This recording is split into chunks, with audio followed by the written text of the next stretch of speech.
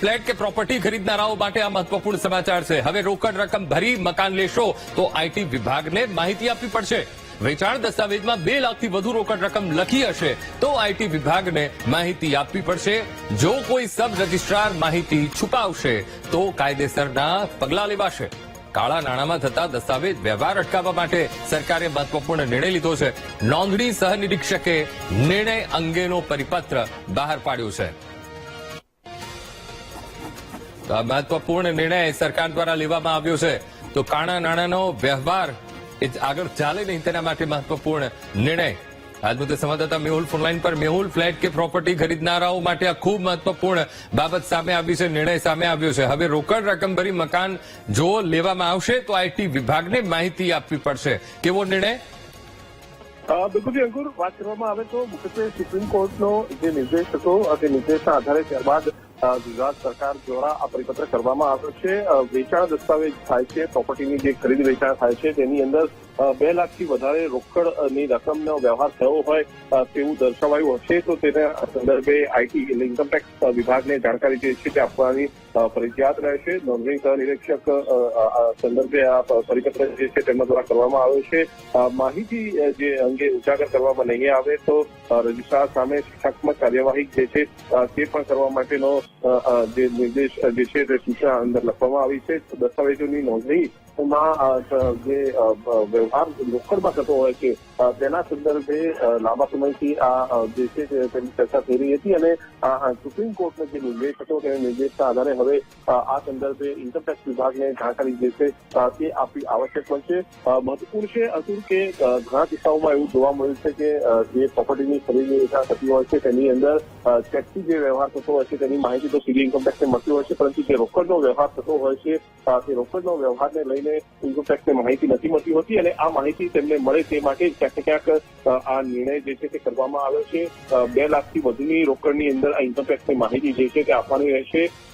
તેના સંદર્ભમાં ઇન્કમટેક્સ શું કરશે તે સંદર્ભે હજુ સુધી કોઈ સીધી ઇન્કમટેક્સ તરફથી સ્પષ્ટતા નથી, પરંતુ ક્યાં સુધીનો રોકડ વ્યવહાર થઈ શકે તેના સંદર્ભમાં પણ માહિતી જે છે તે તબક્કાવાર જે છે તે મળતી રહેશે। પરંતુ આ જે રોકડ વ્યવહાર થઈ રહ્યા છે તેના સંદર્ભમાં આ પરિપત્ર મહત્વપૂર્ણ કરી રહેવાનો છે પ્રોપર્ટીની ખરીદ વેચાણમાં। અંકુર જી બિલકુલ મેહુલ, સમગ્ર માહિતી સાથે જોડાવા બદલ આપનો આભાર।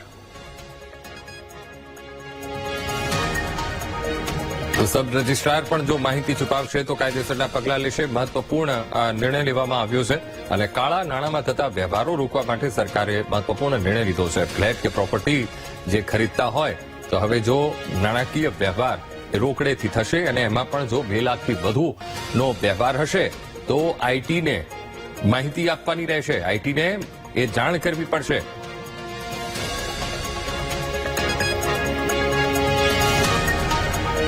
તો પ્રવીણ પટેલ, સભ્ય ક્રીડાઈ આપણી સાથે ફોનલાઈન પર જોડાઈ ગયા છે। પ્રવીણભાઈ, હવે જે રીતે સરકારે આ નિર્ણય લીધો છે અને જે લોકો ઘર ખરીદે છે અને જો 2 લાખથી પણ વધુનો રોકડ વ્યવહાર થાય છે તો હવે આઈટીને જાણ કરવી પડશે।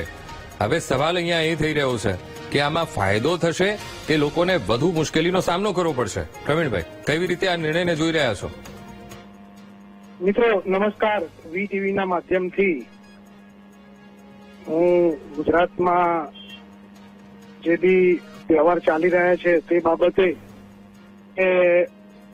ઇન્કમટેક્સ ડિપાર્ટમેન્ટે ડિમોનેટાઇઝેશન વખતે જ એ સમયગાળા બાદ 1-2 વર્ષની અંદર ઇન્કમટેક્સ ડિપાર્ટમેન્ટે એક નોટિફિકેશન બહાર પાડેલ છે જેની અંદર કોઈ પણ પ્રોપર્ટીની અંદર વેચાણ લેનાર જો વેચાણ આપનારને કેશ ટ્રાન્ઝેક્શનના ભાગરૂપે 2 લાખ કરતા 2 લાખથી વધુ રોકડ રકમ આપે તો એ વેચાણ આપનારે એટલે કે કલેક્શન કરનાર વ્યક્તિએ તે ઇન્કમટેક્સ ડિપાર્ટમેન્ટની અંદર જાણ કરવાની રહેશે।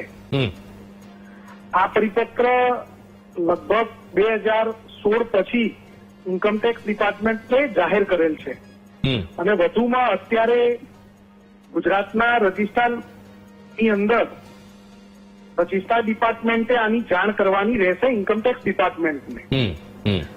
આનાથી કોઈ પણ ખરીદનાર વ્યક્તિ જે ખેડૂત હોય, કોઈ નાનો મોટો વેપારી હોય કે કોઈ બિઝનેસમેન હોય, એ લોકોને જે એમને પૈસા જે આપ્યા છે એ પ્રસ્થાપિત કરવાના રહેશે કે પૈસા ક્યાંથી, કેવી રીતે, કયા માધ્યમથી એમની પાસે હતા અને એમને આ ચૂકવ્યા છે. આનાથી ઘણી બધી વિસંગતતા દૂર થશે. જી બિલકુલ પ્રવીણભાઈ, આપ અમારી સાથે જોડાયા, વાતચીત કરી એ બદલ આપનો ખૂબ ખૂબ આભાર.